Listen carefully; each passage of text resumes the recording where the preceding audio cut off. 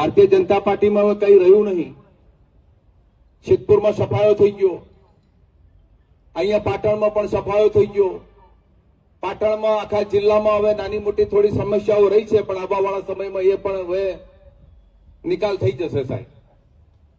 એમની જે રાજનીતિ રહી છે, એકબીજાને તોડવી, એકબીજાને ખરીદ ફરોખની જે રાજનીતિ રહી છે, એ રાજનીતિ લાંબો સમય ચાલે નહીં સાહેબ. એમની જોડે કાર્યકરો નથી, એમની જોડે કોઈ એવું સંઘર્ષ નથી. તમે જો આ બધા ચૂંટણી લડ્યા, તાલુકાની લડ્યા, જિલ્લાની લડ્યા, તમે જો ભાજપની ગાડી ફાળી, કોઈ જગ્યાએ તમને એવી મિટિંગ જોવા મળી કે આ જગ્યાએ આની ભાજપની મિટિંગ હતી ના હતી? ક્યાંક ક્યાંક તમને કદાચ જોવા મળી છે. પણ અત્યારે જે એમનું જે કાર્ય કરી રહ્યું છે, એ તંત્ર કરી રહ્યું છે, પોલીસ કરી રહી છે, વહીવટી તંત્ર કરી રહ્યું છે, અને એના કારણે ક્યાંક ને ક્યાંક કોંગ્રેસ ડેમેજ થાય છે. અને યુદ્ધનું મેદાન તો આપણને પાડે છે કોણ?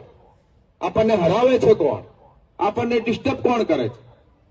મહાભારતનું જયારે યુદ્ધ પરિપૂર્ણ થયું ને, ત્યારે કૃષ્ણ ફેરો મારવા નીકળ્યા કે આ યુદ્ધની અંદર મારી જે સેના હતી, સેના તો કૃષ્ણની હતી ને, કૃષ્ણની સેનાની અંદર કેટલા મરી ગયા છે, કેટલા જીવે છે, કેટલાક શું થયું, હાલચાલ પૂછવા માટે નીકળ્યા.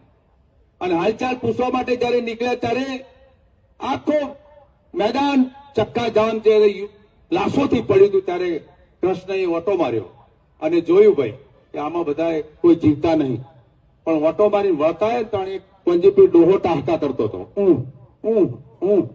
એટલે કૃષ્ણએ કીધું કે ભાઈ તમે કોણ? કે ભાઈ હું તમારી રાહ જોઈ રહ્યો છું. કે કેમ? કે હું તમારી રાહ એટલા માટે જોઈ રહ્યો છું કે આ તમે સેનાની ખબર લેવા આવો, અને ખબર લેવા પછી તમે મારા અંતરાત્મા તો પૂછો. એટલે કૃષ્ણએ પૂછ્યું છો કોણ તમે? કે તમે મને વરદાન આપો, કે મને આશીર્વાદ આપો, કે એવા આશીર્વાદ આપો જેથી તમારા આશીર્વાદ સફળ થાય. એટલે એને કીધું કોણ છો, તમારી ઓળખાણ આપો.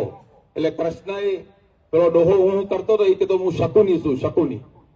એટલે શકુનીનું નામ પડ્યું કે તું કેમ હજીવથી જીવે છે? કે હું તમારી રાહ જોઈ રહ્યો હતો કે તમે વહેલા મોડા હોય સેનાની ખબર લેવા આવશો, તો કે મને વરદાન આલો.